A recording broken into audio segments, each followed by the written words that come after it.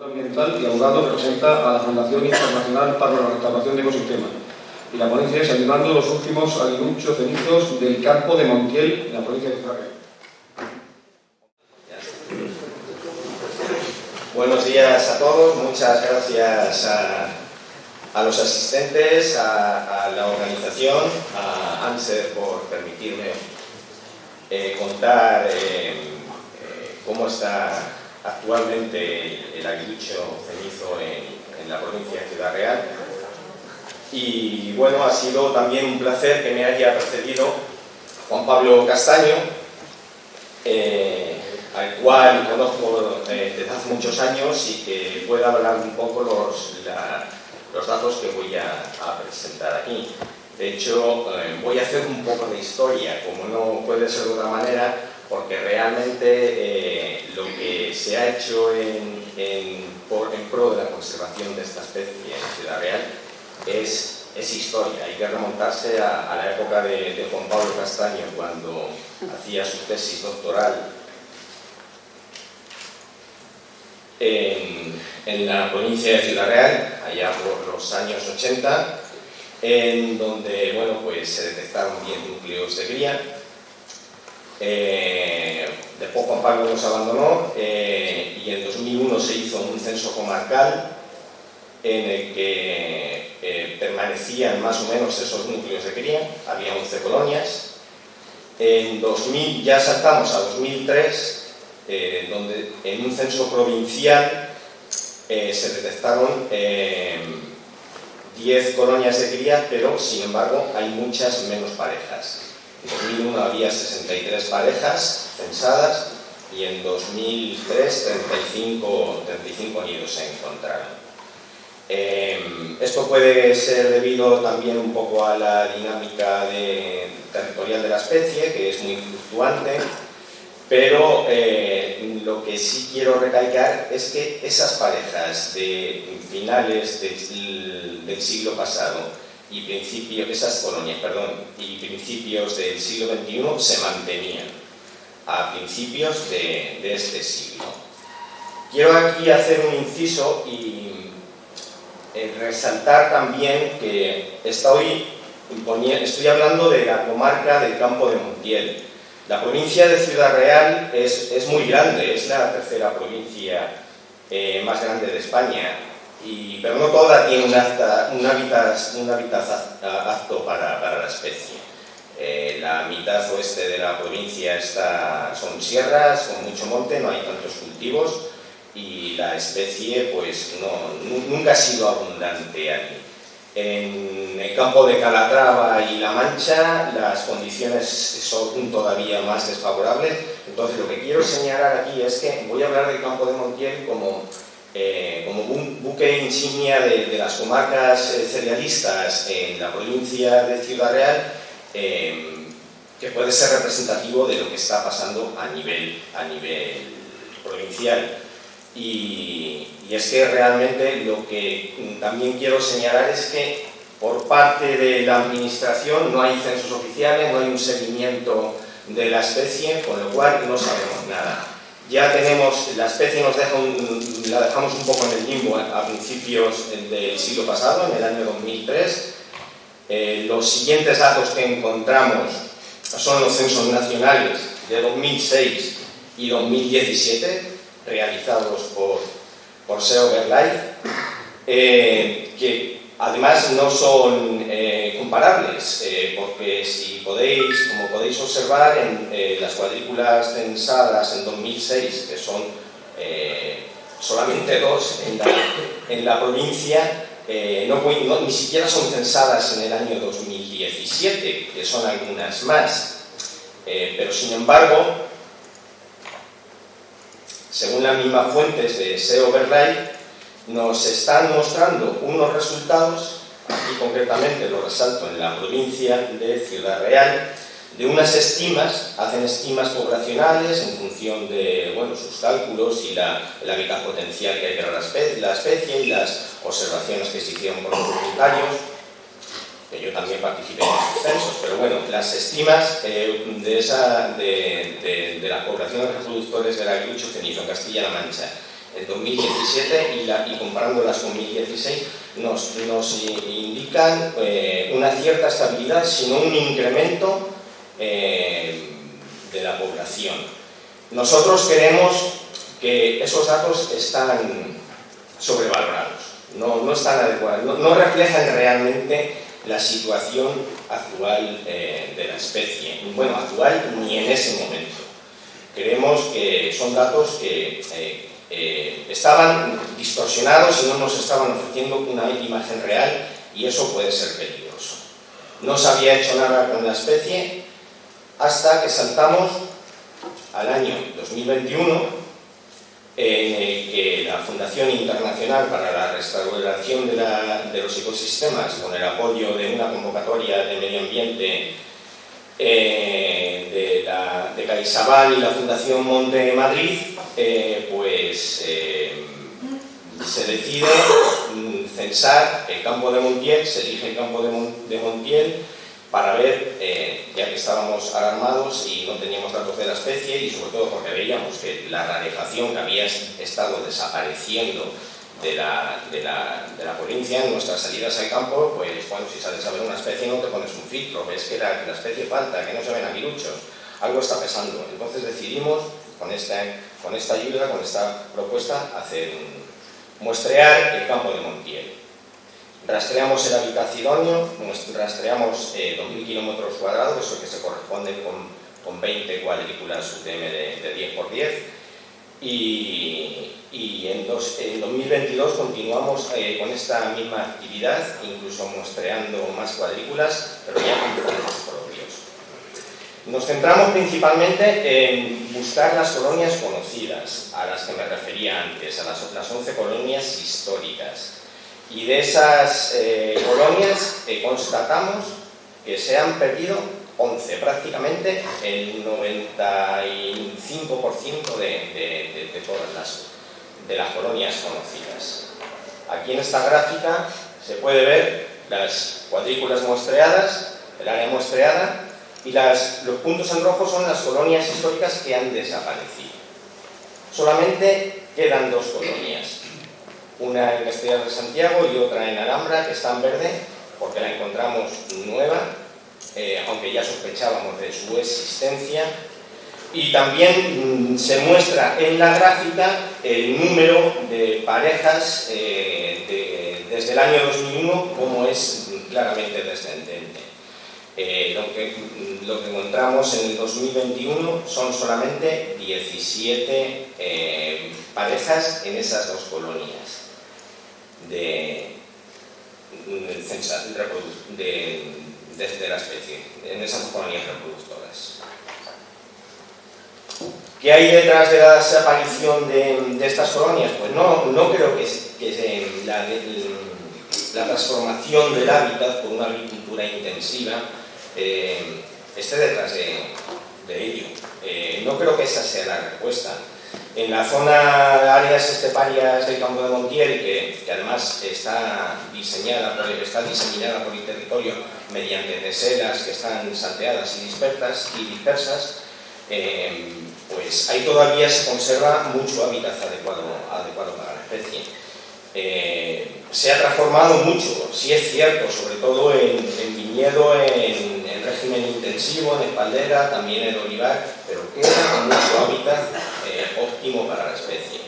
Está claro que la principal razón del declive poblacional es la destrucción sistemática de los nidos durante la cosecha, no haber hecho absolutamente nada durante décadas para la conservación, ninguna campaña durante décadas, que ha provocado que aproximadamente el 90% de las colonias de cría hayan desaparecido por inacción, porque no se ha hecho nada.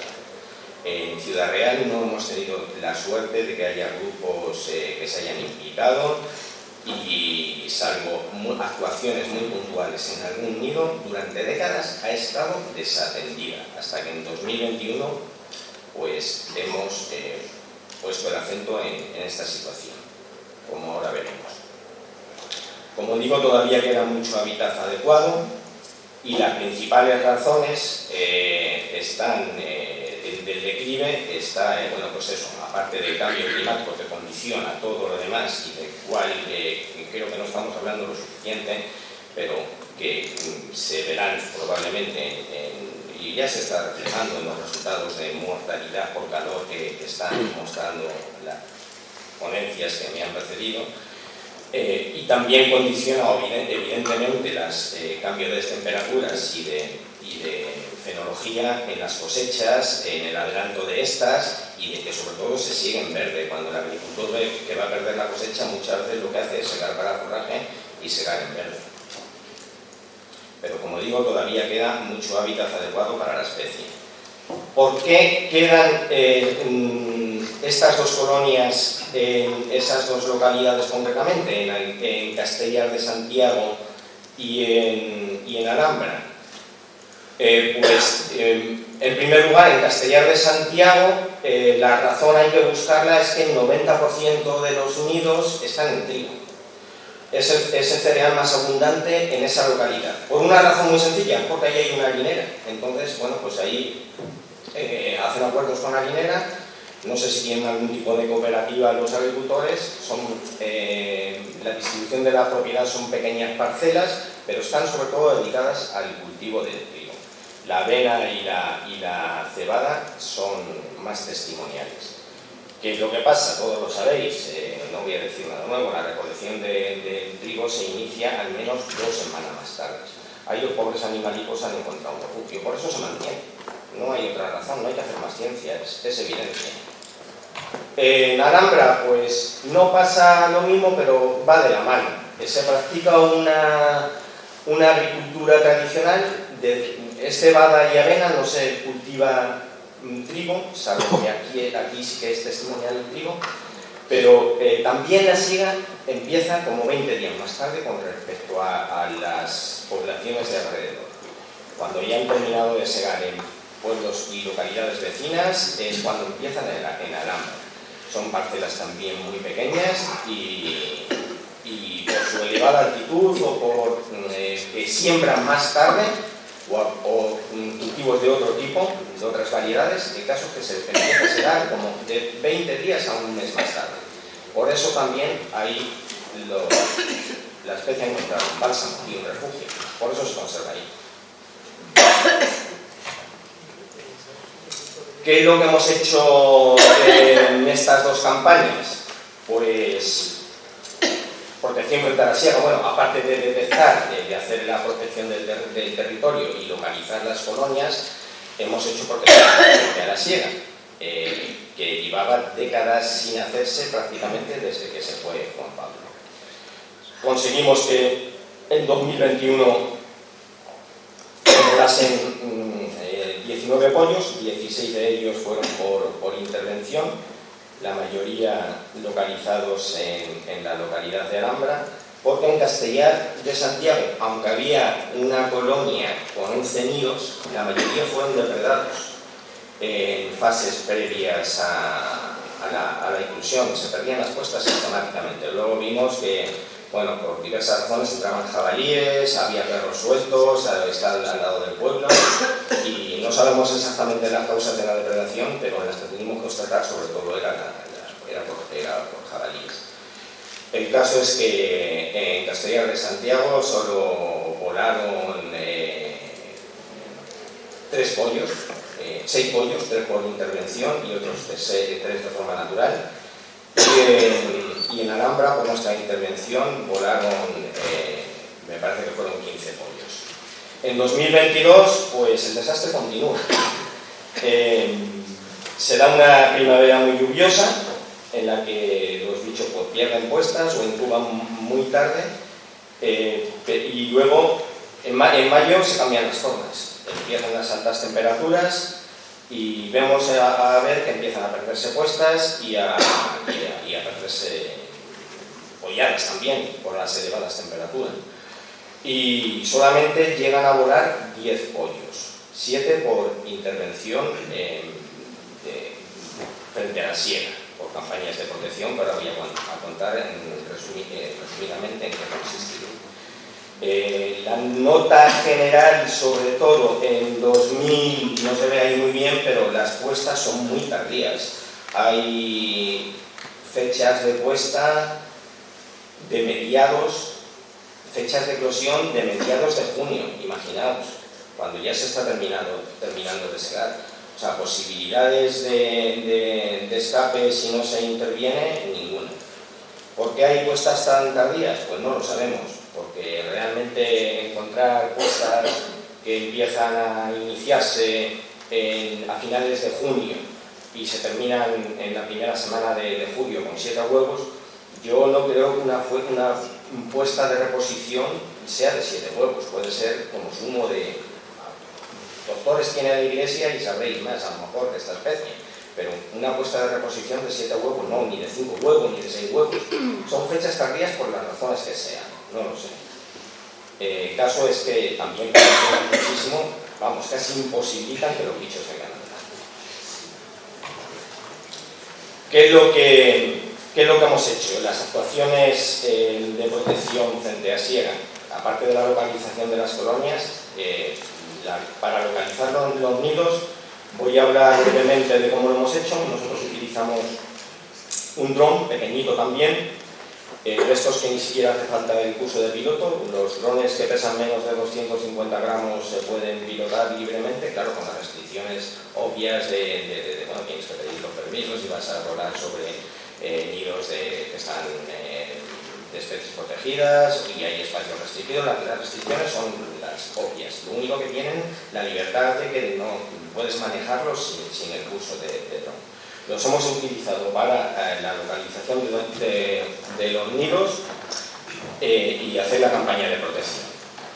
Los nidos se localizan bien con el dron, no hay necesario, sobre todo cuando hay huevos y están las siegas en verde.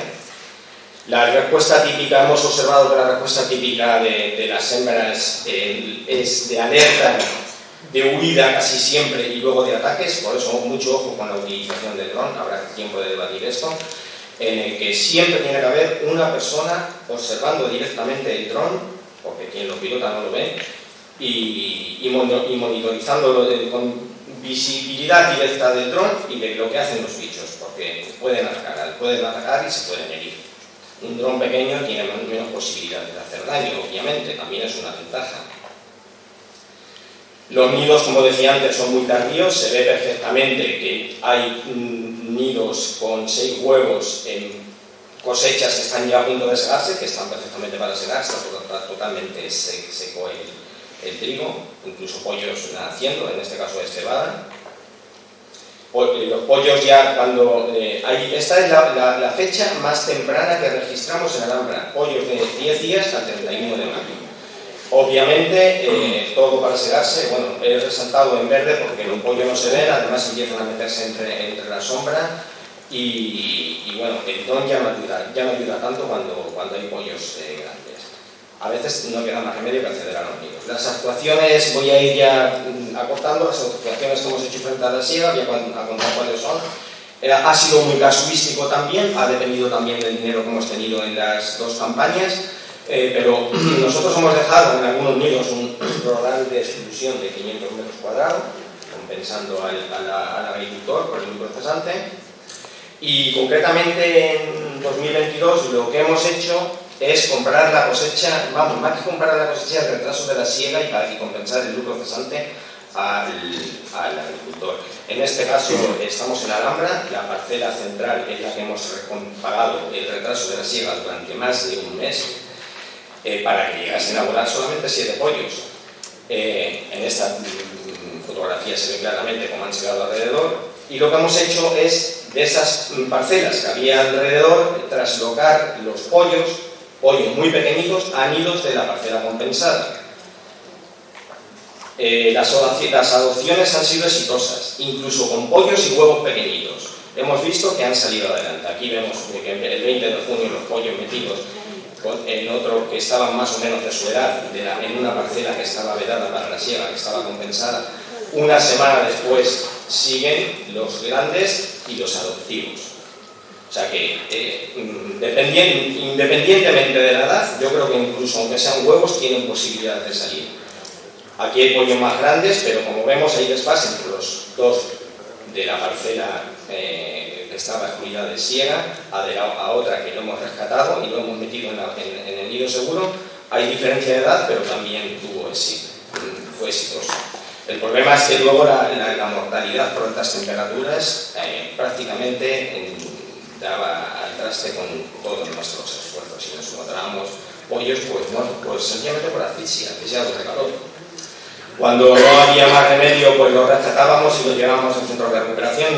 Yo decidía no dejar ahí los pollos que no iban a tener posibilidades con temperaturas de 45 grados.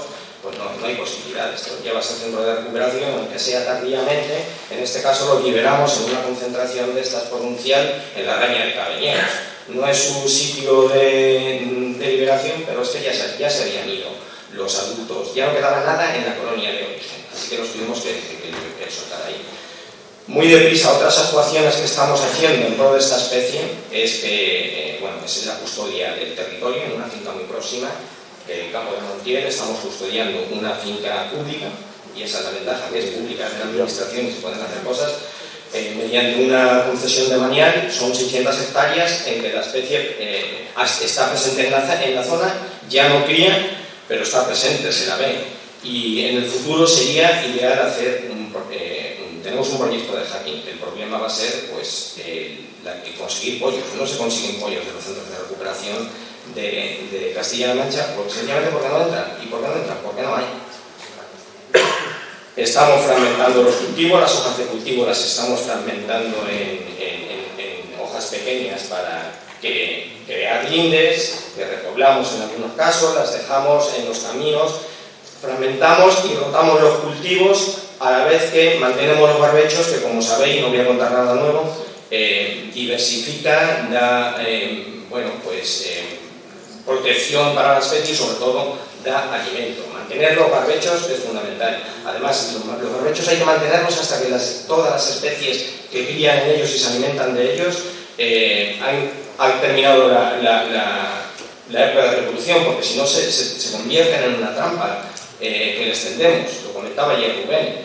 No vale dejar barbechos para luego segarlos en junio o julio, porque es que estamos metiendo las especies en una ratonera para luego achicharrarlas.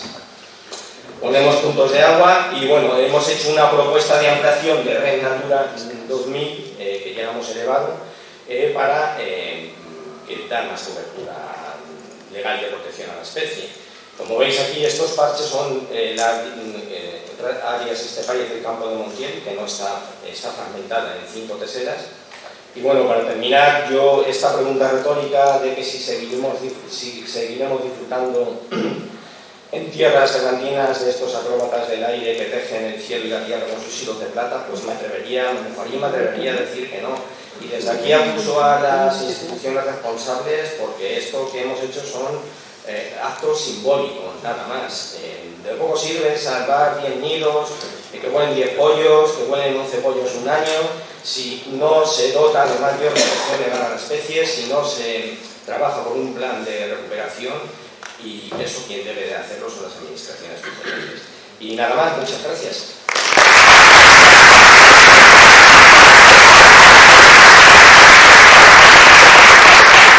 Muchas gracias, José Guzmán.